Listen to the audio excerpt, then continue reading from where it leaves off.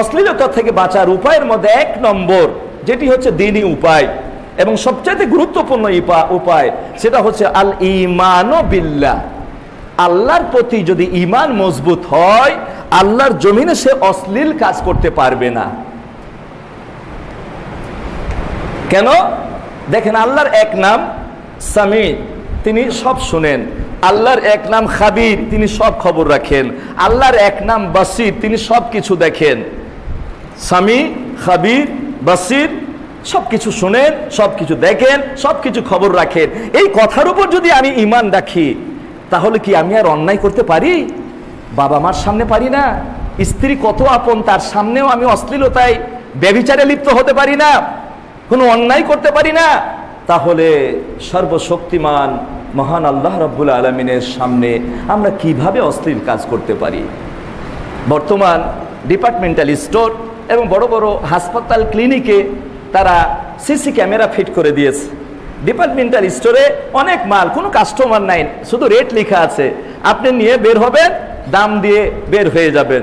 এক সময়তে এরকম ছিল, প্রথমে যখন সিসি ক্যামেরা, পকেটে টাকা নাই আর অনেক দামি দামি জিনিস নিয়ে পকেটে ঢুকাই দিয়েছে।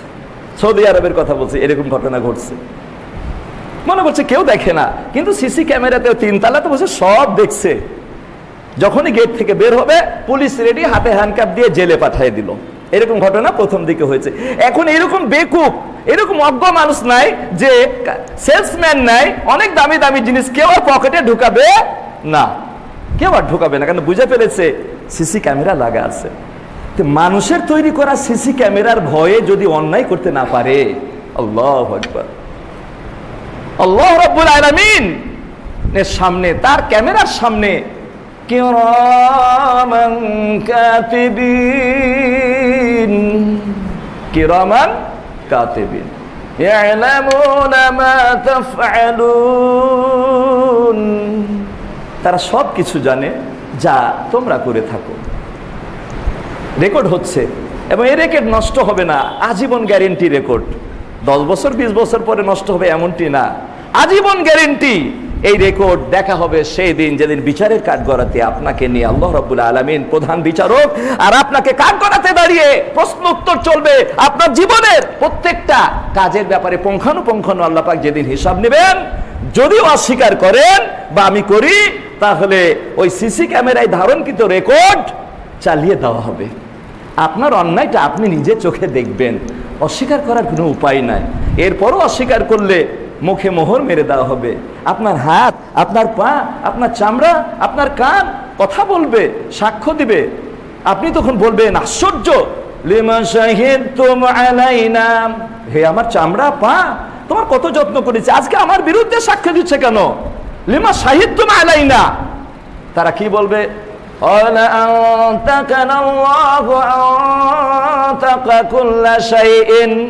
বলবে, আমাদের কি অপরাধ?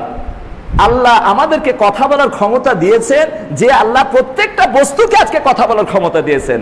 সেদিন প্রত্যেকটা বস্তু কথা বলবে, এই লাঠি কথা বলবে, এই মাইক কথা বলবে, এই স্টেজ কথা বলবে, প্রত্যেকটা জায়গা সেদিন কথা বলবে। এই আয়াতে প্রমাণিত হয় আমতাকা কুল্লা শাইইন, প্রত্যেকটা বস্তুকে তিনি নূতক বাকশক্তি দিয়েছেন। সুবহানাল্লাহ।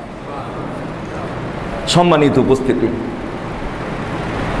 প্রথম আল্লাহকে ভয়, আরে আল্লাহর প্রতি ঈমান যদি পাকা হয়, মজবুত হয়, তাহলে ওমাইয়াত্তাকিল্লাহ ইয়াহদি কালবা, যারা আল্লাহকে ভয় করে তার অন্তরকে আল্লাহ সঠিক পথে পরিচালিত করে। যারা আল্লাহকে, আল্লাহর প্রতি ঈমান, ওমা ইউমিন বিল্লাহ ইয়াহদি কালবা, যারা আল্লাহর প্রতি ঈমান মজবুত, যাদের, তাদের অন্তরকে পরিচালিত কি করেন? সঠিক পথে পরিচালিত করেন আল্লাহ। কারণ অন্যায়ের আগে প্রথমে অন্তরটা কলুষিত হয়। অন্তর কলুষিত হলে তার চোখ অপরাধ করবে, তার মুখ অন্যায় করবে, তার হাত অন্যায় করবে, শরীরের প্রত্যেকটা অঙ্গ প্রত্যঙ্গ অন্যায় করবে। আর যদি অন্তরটা পরিষ্কার হয়, অন্তর যদি নিষ্কলুষ হয়, অন্তর যদি নিষ্পাপ হয়, অন্তর যদি ময়লা মুক্ত হয়, তাহলে তার চোখ ভালো কিছু দেখবে, কোরআন মাজিদের আয়াত দেখবে, তার কান ভালো কিছু শুনবে, হারাম বাজনা, গান বাজনা শুনবে না, তেলাওয়াত শুনবে, ওয়াজ শুনবে, ভালো কথা শুনবে। তার পা ভালো পথে যাবে, ওয়াজ মাহফিলে যাবে, তাফসীর মাহফিলে যাবে, মসজিদে যাবে। আইডল হচ্ছে ভারত থেকে নায়ক নায়িকা নিয়ে এসে সেই আইডলে যাবে না। যদি অন্তর ঠিক থাকে তার প্রত্যেকটা অন্তর ভালো কাজে যাবে, অঙ্গ প্রত্যঙ্গ। সম্মানিত উপস্থিতি, তাহলে প্রথম হচ্ছে অশ্লীলতা থেকে বাঁচার আল ঈমান বিল্লাহ, আল্লাহর প্রতি ঈমান। 2